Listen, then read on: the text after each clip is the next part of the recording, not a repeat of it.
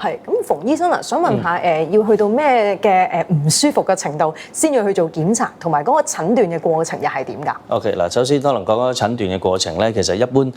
胃癌咧大部分都係要照內窺鏡咧去發現嚇，見到可能有一個潰瘍或者見到個腫瘤，去抽組織攞去化驗所去確認佢有癌細胞，咁我哋先至知道佢係胃癌嘅。咁另外頭先張醫生都講到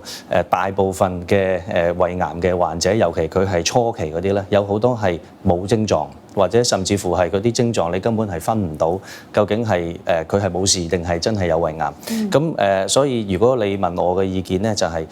如果一個病人佢係有症狀，亦都有懷疑咧，盡快要去求醫去做一啲嘅檢查咧，去排除真係呢個可能性啦。咁診斷嘅過程係要做啲乜嘢嘅檢查？嗱，除咗頭先講嗰個胃癌，即係嗰個胃鏡嘅檢查，確認咗你有胃癌啦。下一樣嘢咧，因為一般嗰個治療都係牽涉到手術嚇，咁我哋一般外科醫生個做法咧，就係要做一啲檢查去睇下佢做唔做得手術。咁通常下一步咧就牽涉到做電腦掃描。去睇下佢有冇擴散，或者去嗰個腫瘤去侵蝕其他器官，令到我哋去切唔走嗰個腫瘤啊。咁一般嗰個流程係咁樣嘅。